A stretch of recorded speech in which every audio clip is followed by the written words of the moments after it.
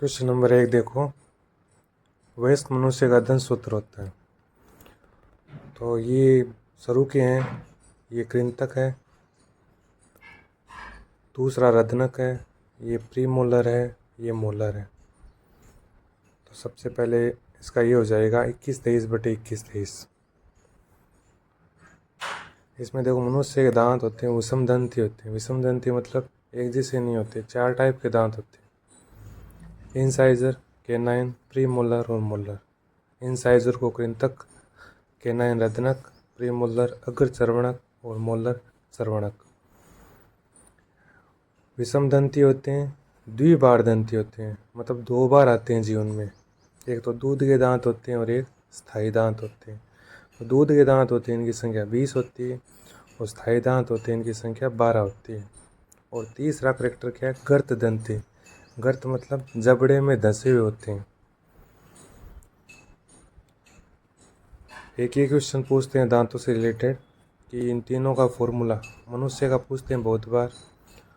तो 21-23 multiply two आधे जबड़े का मतलब, और इसको 2 से गुणा करोगे तो पूरे जबड़े का आ जाएगा। तो 16 गुणा 2 32 हो गए। खरगोश में ये जो नीचे के जबड़े हैं उसमें जो कृंतक है उसमें एक ही होता है, ऊपर में 2 नीचे 1। इसमें कैनाइन होते नहीं, रत्नक, प्रीमोलर और मोलर, इनकी संख्या ये होती है। इसको मल्टीप्लाई 2 से करेंगे तो 28 आ जाएंगे, मतलब 16 के डबल कितने हो गए? 28। फिर चूहे की बात करें तो चूहे में कृंतक होते हैं, मतलब इनसाइजर तो होते हैं, कैनाइन और प्री मोलर नहीं होते, दोनों ही एब्सेंट होते हैं। और मोलर गुणा 2 मतलब 16 दांत होते हैं टोटल।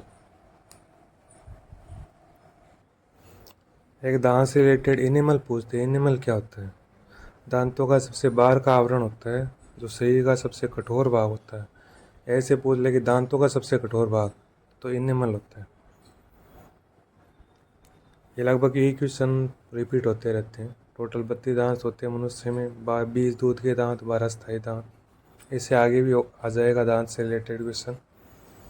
फिर दूसरा क्वेश्चन है कोलन, मतलब बड़ी आंत का भाग। बड़ी आंत के 3 भाग होते हैं: सीकम, कोलन और रेक्टम। तो बड़ी आंत में जो कोलम होता है इसकी भित्ति में स्थित संकुचनशील छोटी थैलीनुमा संरचना बनाते हैं। इन थैलीनुमा संरचना को क्या बोलते हैं? इन थैलीनुमा संरचना को होस्ट्रा बोलते हैं। ये टीनी, ये देखो, ये लिबर कोन की दरार तो छोटी आंत से रिलेटेड है। जाइमोजन, ये तो जाइमोजन अमाशय की कोशिका होती है जाइमोजन।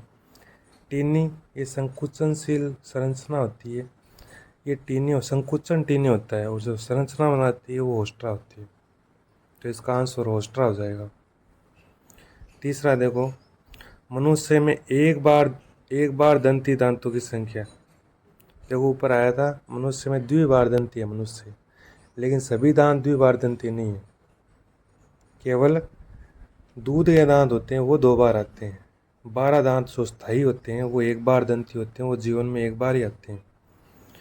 तो एक बार दंती कुल 12 होते हैं। वैसे देखो कैसे होते हैं: स्थायी दांत 12 एक बार दंती, और दूध के दांत 20, टोटल 32 होते हैं। उसमें से दूध के दांत निकाल दो, 12 बच गए। ये एक बार ही आते हैं जीवन में, ये एक बार दंती होते हैं, मतलब स्थायी दांत। और यदि क्वेश्चन ऐसे पूछ ले कि दूध के दांत में कौन से दांत नहीं होते, तो एक तो प्री मोलर नहीं होते, अग्र चर्वणक। अग्र चर्वणक टोटल कितने नहीं होते? देखो ये फॉर्मूला रहा, तो ये रह अग्र चर्वणक। 2 2 4, 4 का 2 8 मल्टीप्लाई 8, तो 8 तो ये प्री मोलर नहीं होते, ये रहा 8। और चर्वणक, चर्वणक में देखो ये रहा मनुष्य का 3 होते हैं, लेकिन चर्वणक में केवल एक जो चर्वणक होता है वो नहीं होता, बाकी के 2 तो होते हैं, जिसको अक्कल टीथ बोलते हैं ना, अक्कल दाढ़, वो नहीं होता। तो 1 2 और 2 मल्टीप्लाई 4, तो कुल 4। मोलर में जो अक्कल टीथ होते हैं वो 4 नहीं होते। तो कुल कितने हो गए? 8 4 12, मतलब 12 दांत होते हैं वो एक बार ही आते हैं, या दूध के दांत में ये 12 दांत नहीं होते। कभी कभी एग्ज़ाम में पूछते हैं, उसमें कन्फ्यूज़न भी होता है कि ये दे देते हैं ऑप्शन, ये नहीं देते कि कौन से दांत नहीं होते। प्री मोलर उसको क्लिक हो जाता है और वही सही मान लेते हैं, जबकि एग्जैक्ट ये है कि प्री मोलर होता ही नहीं है। मोलर में भी जो अक्कल टीथ होते हैं वो भी नहीं होते। नेक्स्ट क्वेश्चन है, देखो मनुष्य में अमाशय का पीएच एसिडिक होता है, सीधी सी बात है। अब एसिड में भी दो है, सात उदासीन, ये दोनों एसिड है, और ये क्षारीय। ये क्षारीय और उदासीन तो होगा ही नहीं, इन दोनों में तो ज़्यादा अम्लीय होता है। जो HCl होता है ना, उसके कारण ज़्यादा अम्लीय होता है। तो pH 1.8 होगा, 1.8। फिर देखो कौन सी संरचना, नेक्स्ट है 5वां, कौन सी संरचना भोजन निगलते समय दोनों में उपयोगी है। तो भोजन निकलते हैं और श्वसन में दोनों मिलकर एक कॉमन डक्ट बनाती है, जिसको ग्रसनी बोलते हैं, फेरिंग्स। तो इसका आंसर फेरिंग्स हो जाएगा। फिर देखो नेक्स्ट क्वेश्चन, मनुष्य में भोजन निगलते समय कौन सी संरचना भोजन को श्वास नली में जाने से रोकती है। दोनों का जो जॉइंट होता है वहाँ एक घाटी ढक्कन होता है, जिसको एपिग्लोटिस बोलते हैं।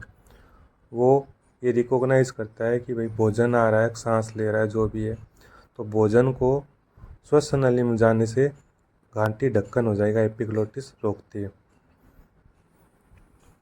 दांत का सबसे कठोर भाग पीछे आया था, इनेमल होता है।